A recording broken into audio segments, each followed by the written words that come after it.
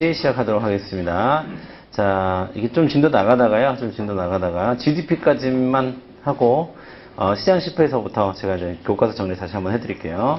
자, 일단 GDP 정리하도록 하겠습니다. GDP.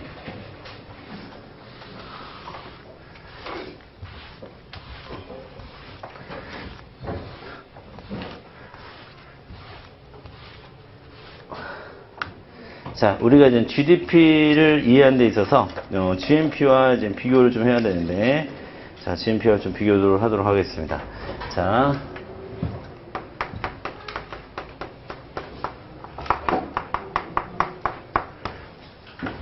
자, GNP는 여기가 내셔널이에요, 내셔널. 그래서 이거는 국민이라고 돼요, 국민. 그 다음에 이거는 국내. 요 차이밖에 없는 거예요. 그러면 한 나라 국민이가 되는 겁니다. 아시겠죠? 자, 그러면 우리가 벤 다이어그램을 한번 그려보면, 자, 이쪽이 GDP다라고 하면, 자, 이게 GNP다라고 한번 해볼게요. 그러면 실은 대다수는 어디에 들어갈까요? 우리나라 사람이 우리나라 안에서 생산활동하는 게 제일 많겠죠? 대다수는 여기 사실 들어갈 겁니다. 제가 GDP와 GNP의 차이를 보여드리기 위해서 벤 다이어그램을 이렇게 그렸지, 실제적으로 그려라 라고 하면 이렇게 그려야 될걸요? 이렇게? 예. 여기와 여기가 별로 없는 거예요, 사실은. 대부분은 우리나라 안에서 우리나라 사람이 우리나라 안에서 생산활동하는 거가 비중이 크겠죠. 자, 여러분, 우리나라 안에, 외국 사람인데, 지금 우리나라에서 활동하는 사람, 연예인 누가 있죠? 세모치리? 네, 세모치리를 합시다. 이거 3년 전에 세모치리 했던 건데, 좀 바꾸고 싶어가지고 한번 물어봤는데, 누가 없나? 세모치리가 없나? 샘 해밍턴? 네, 샘 해밍턴 합시다. 그 사람도 한 2년 전에 했던 것 같은데, 자, 샘 해밍턴으로 하겠습니다. 그나마. 자, 샘 해밍턴이 버는 돈이,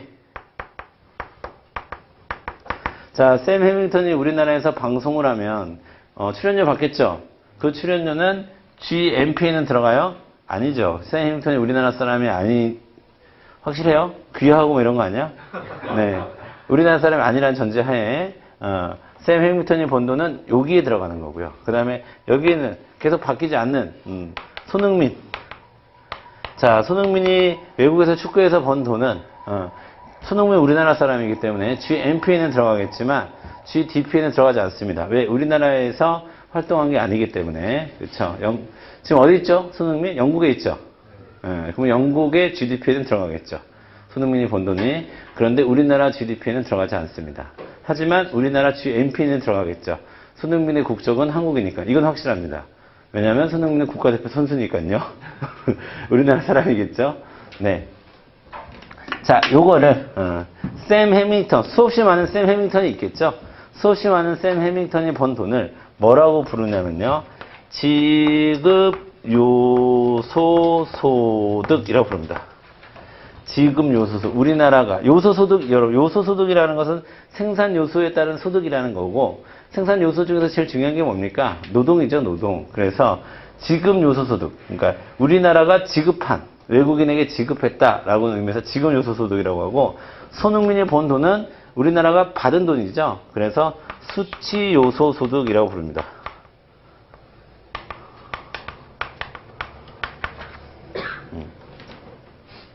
자, 여기는 대부분의 사람들이죠. 대부분의 사람들. 여기에 들어가는 사람들은.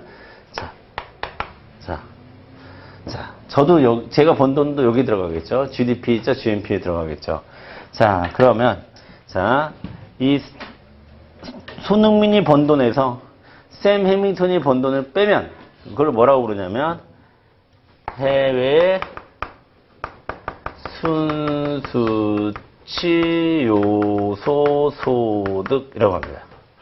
해외 순수치 요소 소득이라고 얘기해요. 여러분, 참고로 우리 경제를 배울 때 순자 들어가죠. 순자.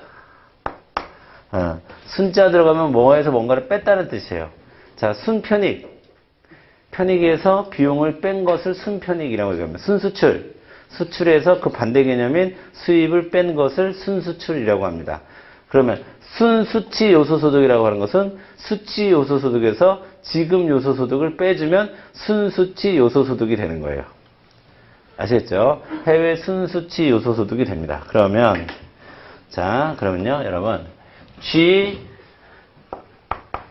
GDP에 이 해외 순수치 요소소득을 더하면 GNP가 됩니다. 아시겠죠? 자, 그러면 GDP보다는 GNP는 반드시 큰 값이 나오겠죠? 그래요? 그래요? 그렇지 않죠. 큰 값이 나올 수도 있고 안 나올 수도 있지. 왜? 이 해외 순수치 요소 소득이 플러스일 수도 있고 마이너스일 수도 있는 거잖아요.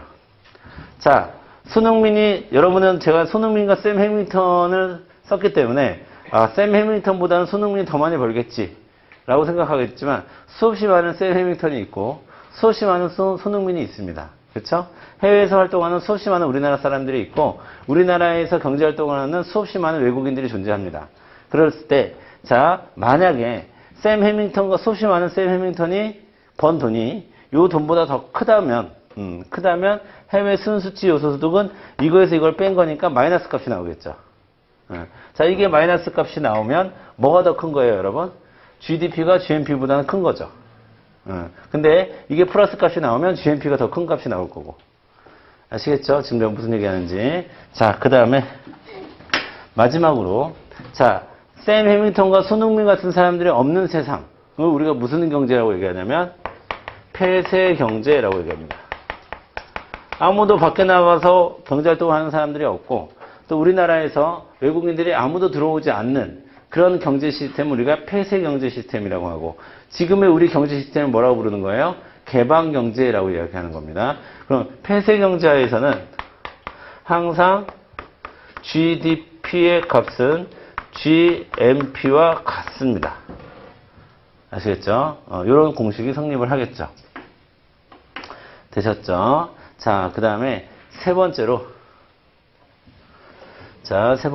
우리가 GDP의 한계를 좀 보도록 할게요. GDP의 한계. 네.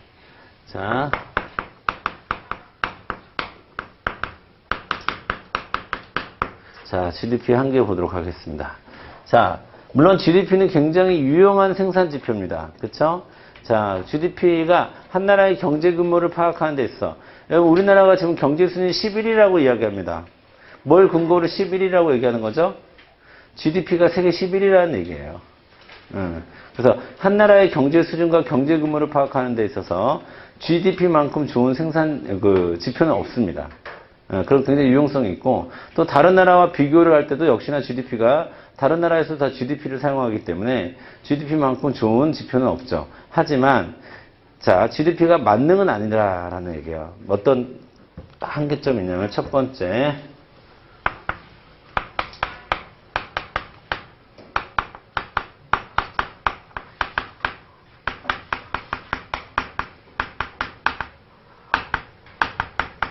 자, 시장가치 합이기 때문에 시장에서 거래된 것만 포함을 하죠. GDP는. 그러다 보니까 어떤 우려가 있습니까? 과소 측정의 우려가 있습니다. 자, 시장에서 거래되지 않고 또는 세금 신고되지 않은 수없이 많은 생산품이 있을 텐데 그런 거는 GDP 계산할 때 자연스럽게 빠지게 되는 거죠. GDP의 개념 자체가 시장가치 합이 되는 거니까.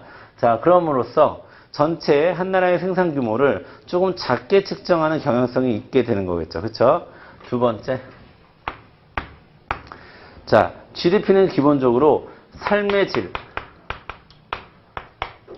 다른 말로 복지 수준, 생활 여건,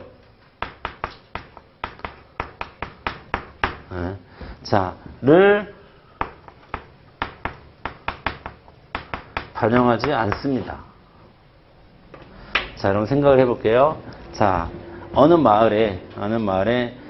나라에 대규모 뭐가 나올까? 산불이라고 합시다.